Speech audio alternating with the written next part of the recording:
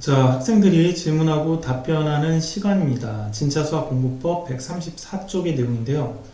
슬럼프를 예방하는 방법이 건강한 식사, 식단이죠, 식단. 그 다음 운동, 규칙적인 생활, 계획 세우기 등이 있다. 슬럼프에 빠지지 않게 노력했는데 만약 슬럼프가 심하게 와서 누워만 있고 싶고 아무것도 하기 싫은 무기력 상태에 빠지면 어떻게 극복해야 하나요? 이런 질문이죠. 자, 일단 중요한 게 슬럼프는 심하게 오기 전에 예방하는 게 일단 중요합니다.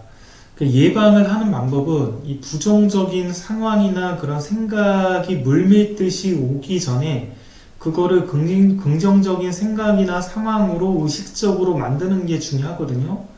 가령 매일 잘한 점을 3개씩 적기라든지, 저는 노트북 바탕화면에 메모지를 딱 띄워놓고 하루에 3개씩 잘한 점을 적습니다. 억지로 찾아내서요. 그리고 단기 목표를 100번 적는다라든지, 암시하는 방법이죠. 예를 들어 수학 1등급이 목표다. 이번 중간고사 때는 수학 내신 1등급 받기라든지 이런 식으로 그거를 100번씩 적다 보면 이 목표가 암시가 됩니다. 모든 나의 상황이 이 목표를 이루기 위해서 나도 모르게 무의식적으로 바뀝니다. 내 몸이나 내 정신이요. 그래서 수학을 1등급을 받기 위해서 좀 더 수학 공부를 나도 모르게 열심히 하게끔 만들어줘요.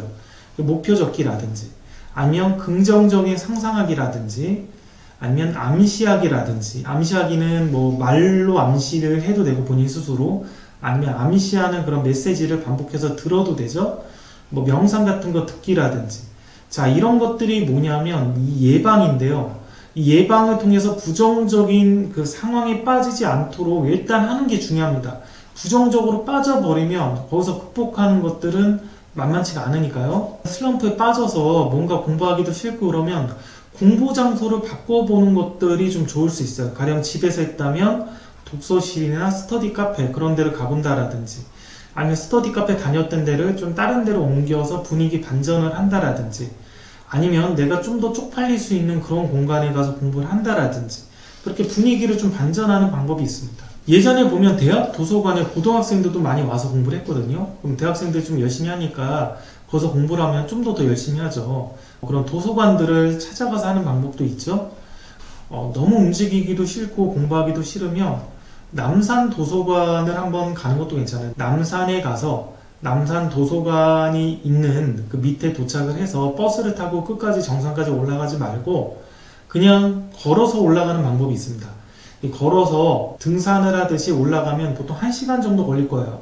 1시간 정도 등산하듯이 해서 올라가서 남산 도서관에 들어가서 거기서 하루를 버티기 하는 것도 괜찮아요. 저는 그렇게 많이 공부했거든요. 공부하기 너무 싫고 그럴 때는 그냥 공부할 거 좀 책에 싸가지고 가방에 넣어서 남산 도서관 가서 친구를 좀 꼬셨죠. 같이 가자고.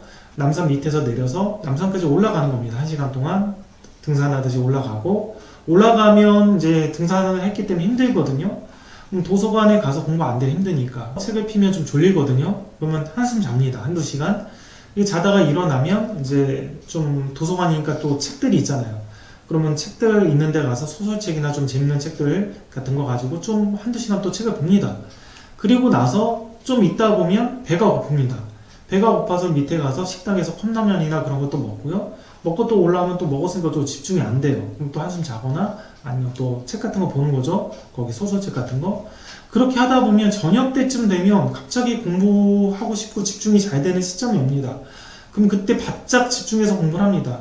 집중해서 공부를 하다 보면 도서관이 문을 닫는 한 11시쯤 정도 시간이 되면 갑자기 공부가 너무 잘 됩니다. 공부가 너무 잘 돼서 청소하는 아줌마가 내 근처까지 올 때까지 버티면서 계속 공부를 합니다. 그래서 나가라고 하면 그때 나가는데, 자, 이렇게 해서 집에 가면 별로 공부한 거는 얼마 없어도 왠지 뿌듯합니다. 그래서 공부하기가 너무 싫으면 서울에 산다면 남산 도서관 같은 데 가서 거기서 좀 하루 버티는 것도 괜찮다고 생각합니다.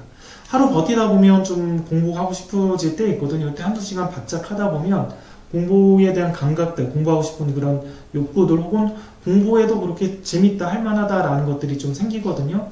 그래서 이렇게 가는 걸 한번 추천을 해보고요. 그 다음에 추천하는 거는 터무니없이 너무 실천이 가능한 그런 계획들을 일단 세워서 하는 것들을 추천을 합니다. 가령 이런 거죠. 예를 들면 제가 시집이란 책을 읽는데요.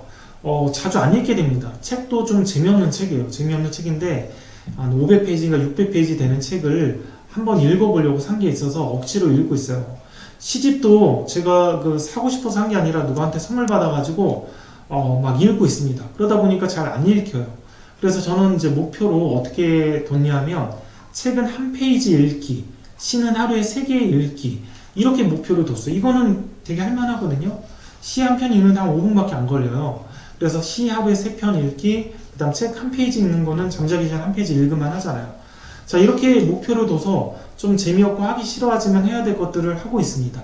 자, 이렇게 약간 너무 쉽고 터무니없는 목표들을 잡는 것도 괜찮습니다. 그래서 너무 지금 하기 싫고 아무것도 하기 싫으면 이 정도는 너무 가뿐하다라는 목표들이 있잖아요. 뭐 카페 같은 데 가서 1시간 공부하고 오기라든지 뭐 이렇게 너무 좀 수월하게 할 수 있는 목표들을 좀 정해서 그것들을 하나씩 이렇게 하는 것들 그런 것들을 추천을 합니다. 아니면 날씨가 좋다면 밖에 나가서 공부하는 것도 괜찮아요. 공원 같은 데 가서 집중이 안 되지만 그냥 공원까지 걸어서 산책하고 거기서 뭐 책 같은 거 한번 좀 읽고 오자. 교과서라든지 뭐 문제집 이렇게 가져가서 조금 보고 오는 것도 괜찮습니다. 그리고 이제 제일 좋은 거는 어쨌든 이런 슬럼프에 빠져서 아무것도 하기 싫을 때 제일 좋은 거는 계획을 세우는 게 중요해요. 그래서 일단은 쉬더라도 죄책감 없이 쉬려면 계획표상에서 쉬면 좋거든요. 그래서 좀 계획표를 짜라고 저는 추천을 드리고 싶어요. 일주일 단위라도 이렇게 세워서 내가 공부가 너무 안 되면 요때는 놀고 요때 놀고 요때 1시간 공부하고 이런 식으로 해서 조금씩 공부량을 늘리면서 일단은 계획표상에 노는 시간도 이렇게 잡아놔가지고 내가 노는 것 자체가 내 계획에 의해서 노는 걸로 휴식하는 걸로 이렇게 해서 좀 만들어가는 것도 중요합니다. 여기까지 하겠습니다.